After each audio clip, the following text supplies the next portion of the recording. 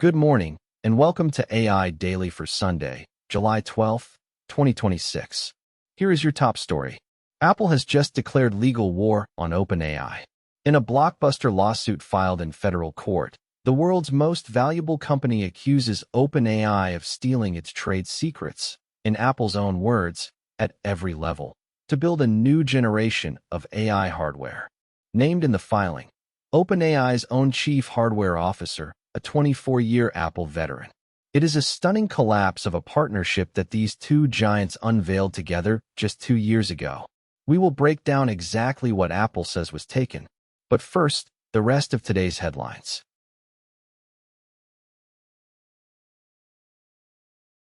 So here is the story of the day. On July 10th, Apple filed suit against OpenAI in the U.S. District Court for the Northern District of California, alleging trade secret theft and breach of contract. Apple's core claim is blunt, that OpenAI, in coordination with departing Apple staff, took confidential technical work to fast-track its own hardware. Two people are named. First, Tang Tan, now OpenAI's chief hardware officer, who spent 24 years at Apple as a vice president of product design for iPhone and Apple Watch. Apple says he used confidential project code names while recruiting and coached departing employees on how to slip past security procedures. Second, Chang Lu, a former senior electrical engineer, who Apple alleges kept a company laptop and downloaded confidential documents after joining OpenAI. Apple even points to a proprietary metal finishing technique it says was taken.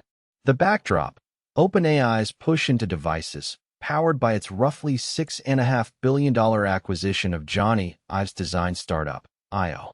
Ive is mentioned in the filing, but not named as a defendant. OpenAI's response was flat denial. In its words, "We have no interest in other companies' trade secrets."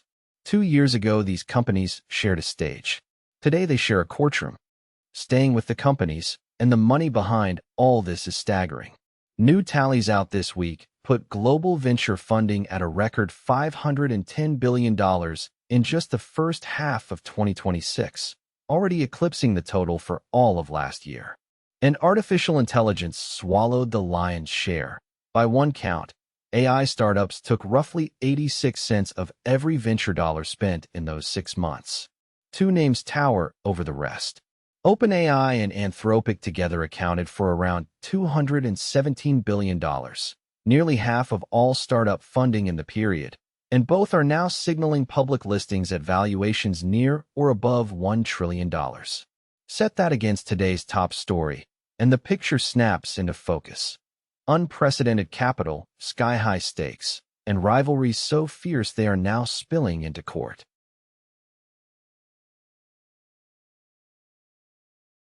Now for something completely different. And it lit up Hacker News with over 170 upvotes. It is called Ghost Font, and the pitch is delightful. Text that humans can read, but AI cannot. Here is the trick. It is not a normal font file at all. The letters are drawn from dots that move in patterns your eye stitches together over time, but in any single still frame, those dots blend into the background, so a screenshot looks completely blank.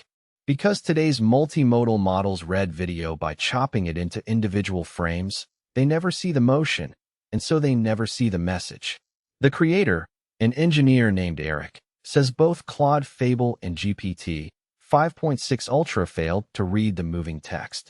There is even a decoy message baked in to fool models into thinking they cracked it. It is a small art project, not a product you will deploy tomorrow.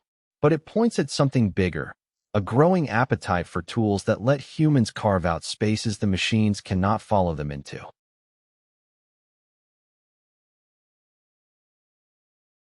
On policy, a big deadline is bearing down. In Europe, August 2nd is the date the AI Act's toughest obligations for high-risk systems were set to take effect. But this spring, EU lawmakers reached a political agreement to simplify the rules and extend some of those compliance deadlines. A text now moving toward formal adoption right up against that August wall. In parallel, Brussels has rolled out a July action plan tying AI directly to cybersecurity and is standing up new capacity to evaluate advanced models before they reach the European market.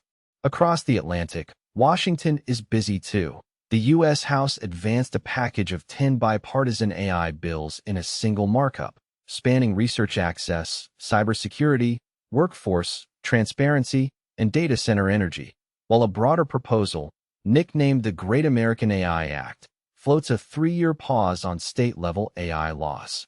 And export controls keep tightening, with proposals for location verification features baked directly into advanced AI chips.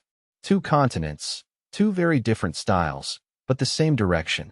The rules are catching up to the technology.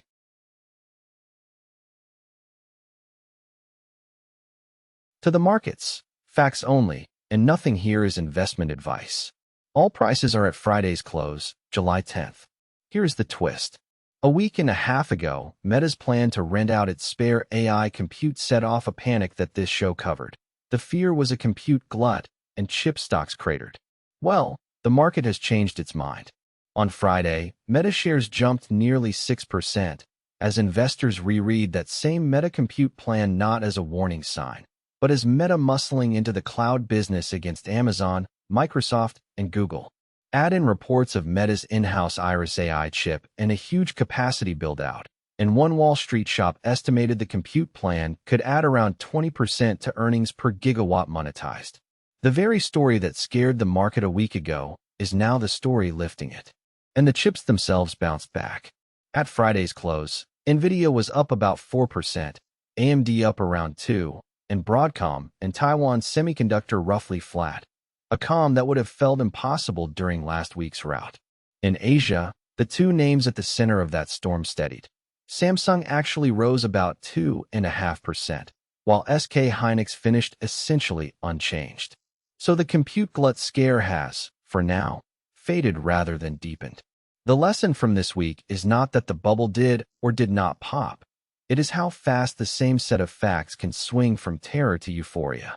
When a market is this concentrated in a handful of AI names, the mood can turn on a dime. We report the numbers. We leave the forecasting to others.